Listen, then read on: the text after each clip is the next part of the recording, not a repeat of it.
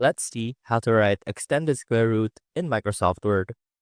First off, we want to open Microsoft Word. And as you can see right here, we have our document ready. Now, to insert our extended square root, simply head on over to the Insert tab. Now click on Equation and click on Insert New Equation. And right here, you'll have many different options to write whatever you want in your equation. Now, for an extended square root, what you want to do is click on Radical. Now click on this first one right here, which is basically a square root.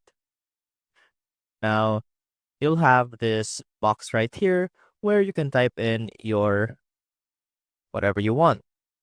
Now let's go ahead and click that box and write in our problem. And as you can see, we now have an extended square root typed in our document.